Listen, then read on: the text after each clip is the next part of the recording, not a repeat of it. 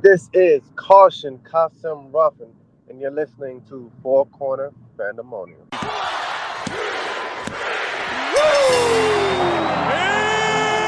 It's showtime! Woo!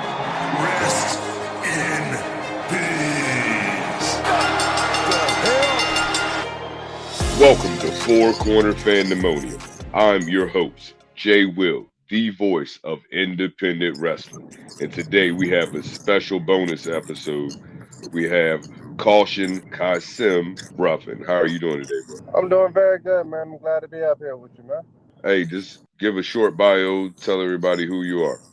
My name is Caution Kasim Ruffin. I am a professional mixed martial artist and now a professional bare-knuckle fighter. Um, what I love to do is compete at the highest level, so I want to be the very best that no one ever was, you know? I used to watch a lot of Pokemon growing up, in the old Jet Li movies. I was a little scrawny, sick kid, so seeing little tiny old Jet Li beat up everybody and seeing Ash catch him just straight drive to want to be the best inspired me, man. Okay, I got you. All right, so you're saying you're MMA and bare knuckle fighter now. So what fighting styles did you train in? I train Muay Thai, boxing, wrestling, Brazilian Jiu Jitsu, trap wrestling, and MMA training, which is just kind of training to put everything together, you know? Got you. What schools did you train at and what area? So most of my training is in Norfolk and Virginia Beach right now. I train at the House of Muay Thai, Element Academy of Brazilian Jiu Jitsu, and at combat training is where we train our wrestling and like MMA takedowns and things of that nature. When Okay, I do cool. boxing, I'm at 757 boxing a lot. Okay, so you get everything right in the seven cities. Yeah, man. Gotta stay home, get it where people actually care about you. Oh, I understand that definitely. All right, so what fighter most inspired you? Okay, so Frankie Edgar, just because like he's a dog, like Frankie Edgar is the definition of dog. His fights with Gray Mania are legendary. Also, shout out to Gray Mania. He's an awesome person. George St. Pierre, because he's the complete opposite of what you would expect from a fighter, to be honest. Yeah, Like he's this super nice person, super polite, just a complete dork out of the cage. But then when it gets in there, it's complete business. Like my man is going there to compete to get a job done, and he does everything necessary to get that job done. yeah, definitely a bunch of dogs on that list you just gave me. Yeah, man, nothing but it. All right, so what is your favorite way to finish a fight? Honestly, just finishing it. I don't like decisions. I'm gonna be honest. I don't like leaving things up to judges' hands because perception is. It just depends on how you're viewing it. If you're a person who likes control more, then you might, view a person just holding you against the cage like, oh, he won the fight where he did no damage, he just held you. If Yeah, you're a person who just slightly gets cut more than other, like you bruise easier, then sometimes that can be a poor way of judging the fight too. Just because like you have your body bruises up more doesn't necessarily mean that person did more work. yeah, So if I go out there and finish you, whether it be by submission, KO, knockout, whatever, then there can be no questions asked. It's like, yeah, I clearly won. yeah. Put it in your own hands. Don't leave it up to the Exactly. judges. Take control of fate a little bit. All right, so were you in between rounds and everything? You like standing up more and striking or ground and pound? All right. So to be honest, it just kind of depends on how the camp goes. If my camp was focused on a lot of grappling, then I feel more comfortable with grappling. I'm always willing to strike. A lot of good strikers. So by the time a fight comes along, I'm comfortable there. I can get touched up and I won't feel any like anxiety from it.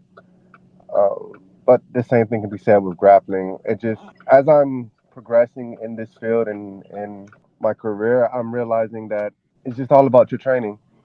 If I train to be ready to wrestle a mug for a long time, then we're gonna wrestle for a long time, regardless of what he Yeah, wants to do. If I want to wrestle, we're gonna wrestle. If I want to strike, we're gonna strike. So yeah. You it just set the depends on the game plan. You training. set the tempo. Yeah, exactly. Okay, so who's your toughest opponent that you've had so far? Toughest opponent. Oh Lord, I don't. Probably Randall Austin, right? And Okay, I I'm a bit upset at myself. I had a really terrible, the worst weight cut I've ever had. I was off for about a year and change because of COVID. It was really hard for me to get active, and that definitely played a factor into it. Like I got a little bit heavier than I usually was. Yeah, Um, just a whole bunch of things. I had to travel further than I ever had for that fight while trying to still cut weight. But I underestimated how much of a dog Randall really was. Like Randall just came to fight regardless. Like he didn't give a flying F. Like my boy was there to fight, and I didn't respect that enough. So I trained a lot on my strength and conditioning, mainly on my strength, because in prior fights I had felt like I was a smaller guy, so I wanted to be strong coming in, and I felt a lot stronger than him. But again, Randall had that dog, so it didn't really matter if I was stronger. He was just gonna keep coming at me. Combine that yeah, with a bad weight cut, my gas tank was just gone. So yeah, Randall really showed me the importance of sticking to my true guns. Like I never want to feel like someone else has a bigger dog, like someone else has more heart than me. Is a feeling that was just crushing. yeah. Like he wanted that more than I did at that moment, and that sucked. He So out prepared you, and that didn't sit right with not at all, because it was definitely moments, even when like with all that going, I still could have made the turnaround, but he just wanted it more, and I hadn't experienced that before. Like a person legit just wanting to win more than I did. So I'm very thankful for that though, because it definitely gives me that it re-inspired my dog, you know. you. Yeah, and let you know that what you think might be enough still ain't enough. You still got to work every day, no matter what. So Facts. I definitely understand that. Sweet, in your training, what diet do you use? Did you create your own, or is it a specific diet that you follow? So I kind of create my own. We have like very basic stuff going off of like what we feel we would need. Like again, if I'm trying to be bigger or stronger, there I really up my proteins, but then I also have to watch my weight because in MMA and boxing and all that, you have weight classes that you have to stay within. But ironically, HelloFresh really helped me for my last cut. We ordered a lot of stuff on HelloFresh. It Okay. just kind of took away a lot of the guessing work of it, like, oh, what am I gonna eat? And stuff wasn't as boring because it wasn't just one meal all of the time. We know we had options. Yeah. You contact them for a sponsorship yet? L- Let them know, hey, I'm putting y'all out there. I'm using y'all stuff. I'm actually making it work. Now it's time to pay me. You know, you got a point. I'm gonna have to go ahead and reach out to him. I didn't even think Hey, about it. yeah, definitely. Especially if you putting them out there, hey, giving you approval for the cuts and the wins and success that you got and your training. You gotta let them know, hey, they gotta throw you some money now. Fact. All right, so a lot of families and everything don't really support combat fighting and everything. Is your family real supportive of you, or did it take them a while to get into it, or did it still not approve? Family is definitely supportive. They love me. They love everything I do because I'm That's good. supportive of them in every endeavor that they do.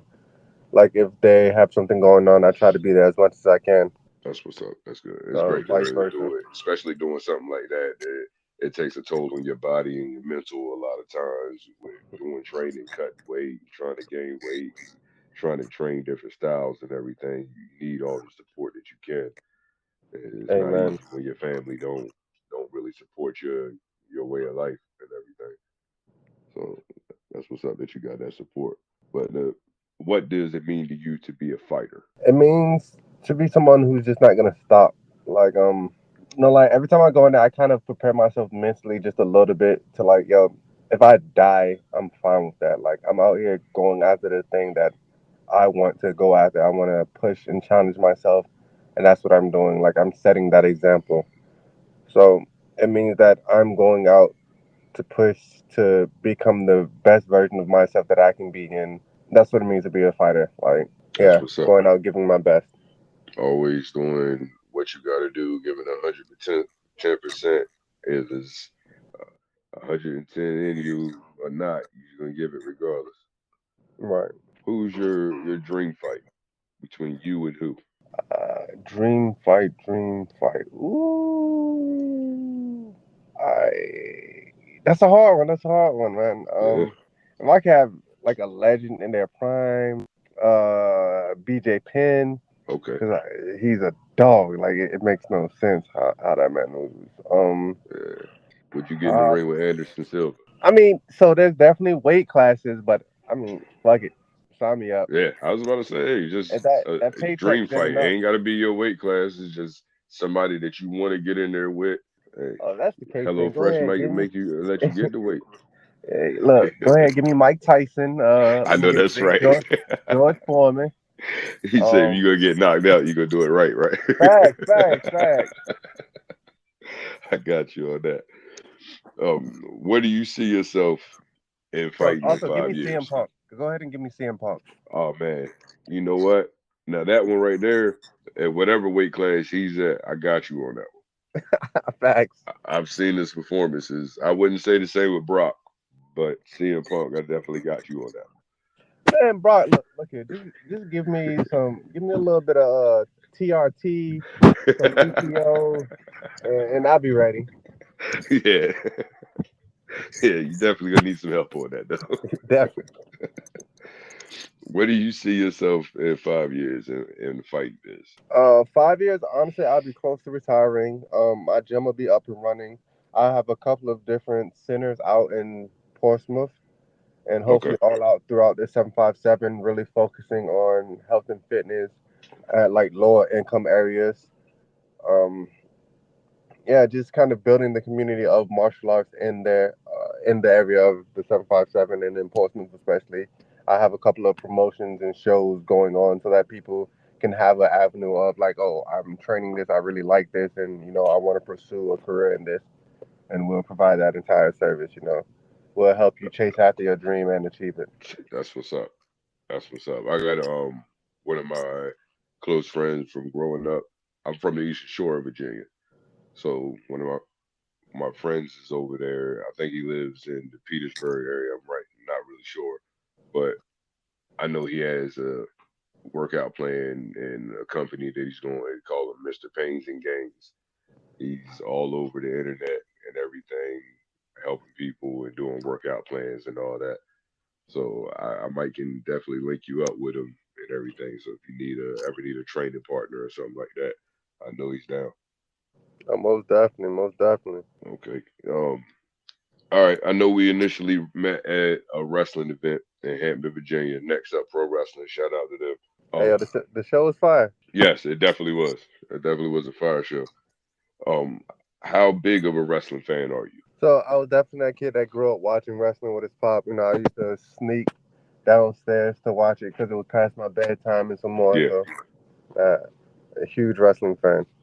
Okay. Okay. So let's get into that a little tad. Because this is a wrestling podcast, so we want to go back to our roots always. Who's your favorite wrestler growing up? Stone Cold and Jeff Hardy Stone and Eddie Cold and Jeff Guerrero. Hardy and Eddie. Stone Cold, That's Jeff Hardy, Eddie Guerrero. that's a hell of a list, my brother. Yeah, hey man, Versatile at that. That's a hell of a list. Okay. My favorite wrestler growing up was Sting. My see, favorite that was my wrestler of all cousin. time is He Sting. was a big Sting. We got a bat and everything. Yeah, so Yeah. he's a huge Sting fan. Definitely. Definitely. Okay. Any shows you got coming up? Any fights you got that's already scheduled that you want to promote? Um, so I'm going to be doing a grappling competition in Manassas, Virginia. Everything will be posted kind of like on my social medias once we have it finalized. But just going out to choke out a boy real quick, and not major, Yeah, something slight. yeah. Just do a little 5 minute, Yeah, work. go in there, Go ahead pick and him take up, a check and slam go him, home. choke him out, go home. Yeah, nothing major. Okay, I got you. I got you. Just another day at work. Fact. Okay, and speaking of social media, go ahead and put that out too so people can follow you and see where you at. Yeah. So you can follow me anywhere on all social media platforms, just under caution, Kasim Ruffin. Kasim luckily isn't too much of a popular name. So you just put the caution before that, and you'll find me on Instagram, Facebook. Hell, I'm even on Twitter. I need to be more active on my Twitter, but I'm up there. Got you. I'm same thing. I got a TikTok and all that, and I ain't really rocking with it like I'm supposed to, but I definitely got to get on that to get it out there a little more. I need to hire one of my nieces and nephews to run my TikTok. To be honest, That it'll definitely get popping there because they're on it constantly. So I understand that. I might have to do the same thing with my kids. Get one of them just run it. Fact. Um, you got any interest at all in training and wrestling? I would absolutely love to because as a kid we used to dream about being on WWE or WCW and just like Yes. what that would be like. We picked out our finishing moves. We all had Hmm. every SmackDown versus Raw. The first game I ever had like as video game was fucking a old WWF game. This shit on PlayStation 1. So I would definitely train some wrestling, get out there just to check that off my list. You know.